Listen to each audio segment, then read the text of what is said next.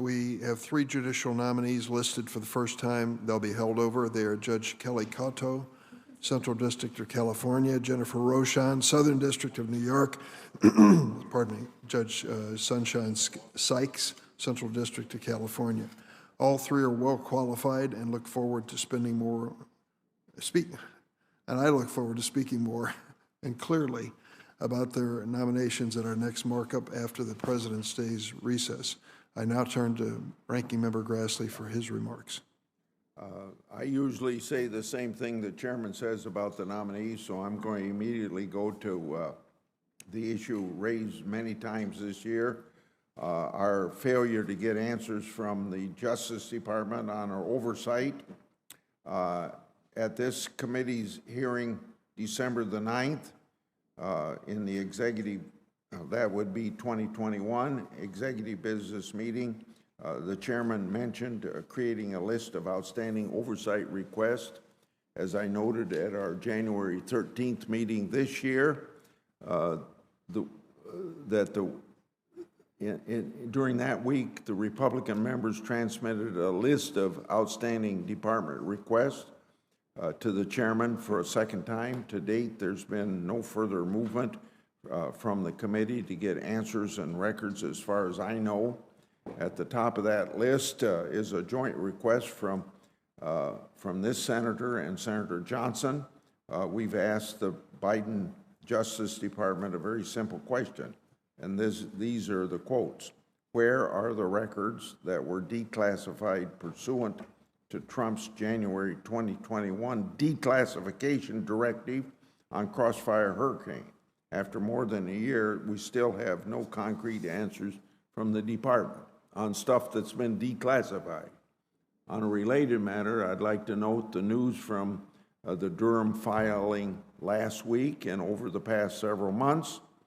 For years, this country had to listen to my colleagues on the Democratic side about, and we also had to listen to the liberal media scream Trump-Russia collusion. We know that that is very much a false narrative now, but we don't seem to get any recognition of that from, particularly from the media, that ought to be the policemen, the journalists that are the policemen for our political system to make sure that government does everything the law says it needs to do. Since late 2016, I've engaged in oversight on Crossfire Hurricane. Some of my colleagues have done as well. In almost 6 years, we've exposed government wrongdoing, private sector wrongdoing. The Justice Department Inspector General's report exposed even more wrongdoing. Simply put, the department and the FBI misrepresented information to the FISA court.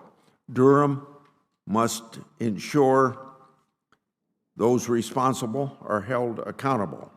Based on the available evidence, it's clear that the real collusion occurred between the Clinton campaign and the Russian interests.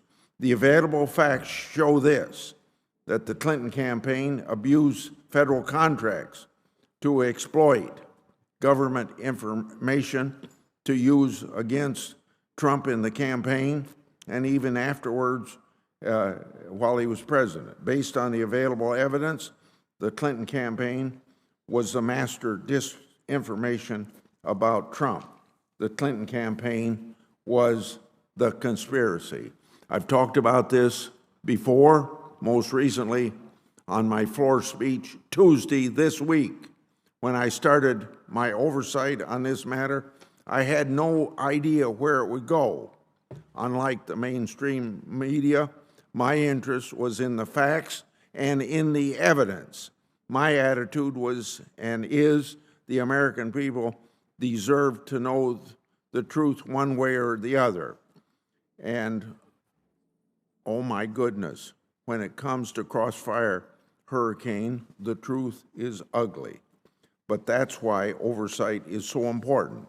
That's why I've worked to hold every administration accountable to what the Constitution says, or the Declaration of Independence, I guess. We the people. which leads me to where I started today. The Justice Department has a lot of answers they have to answer for, and it's deliberately hiding information from this committee and the American people, and I don't understand it. It's been declassified. I challenge my Democratic colleagues to use the same oversight effort on the Biden Justice Department that I used in the Trump Justice Department. And I know we hear that we've got certain answers and maybe a couple documents that we've requested, but words on paper aren't answers to our oversight requests. So, thank you, Mr. Chairman. Thank you, Senator Grassley. And since we opened this session, the appropriate number have arrived to establish a quorum to hold over the three nominees. And I'd like to just respond to your remarks by saying I don't know if this is being televised, this meeting of the committee. If it is, some members of the public may be checking as to whether or not they clicked on archives instead of the active business session of the United States Senate. Those watching this markup could be forgiven for that because we appear to be in a strange time loop. Why in the year 2022 we are still discussing the 2016 election. Crossfire Hurricane has received its more than fair share of scrutiny by this committee during the last Congress. We held 5 oversight hearings on this topic in the last Congress. 5 hearings on the activities of the Obama administration's Justice Department. At the same time, this committee was not conducting oversight hearings on the Trump administration's Justice Department. And the Justice Department can hardly be accused of stonewalling the committee. I don't know if the members are aware of the fact, in response to Chairman Graham's request, the Department of Justice provided 2,000 pages of documents, facilitated interviews with 11 current and former DOJ and FBI employees. It's hard to argue there's stonewalling with those facts. DOJ's cooperation extended beyond the committee. In fact, I understand the DOJ provided thousands of pages of material to the Finance Committee in response to requests from the chair of that committee at the time, Senator Grassley. And of course, Crossfire Hurricane has been extensively examined by the Inspector General and Special Counsel Durham, whose eventual report Attorney General Garland has said he will make public, as he should. Now, Senator Grassley is certainly within his rights to send as many letters to the Department of Justice as he wishes on Crossfire Hurricane. I might say on the response of the Department of Justice, they can do better. But the Department of Justice has responded already to a large number of Senator Grassley's letters. In fact, the Department of Justice says it received 50 letters from Senator Grassley last year and has responded to 40. They need to respond to all of them, and they should respond to any letter they receive from a member of this committee, and that is our goal. We'll try to work together on a bipartisan manner to achieve that. Is there anyone else seeking recognition at this moment? The documents we got have been very non-responsive, and we haven't gotten anything from this declassified information. I want to give you the last word on the subject. If there's no one else seeking recognition, I thank the members for coming this morning. When we return from the President's recess, we'll move to the 3 nominees that were held over. Thank you very much. The meeting stands adjourned.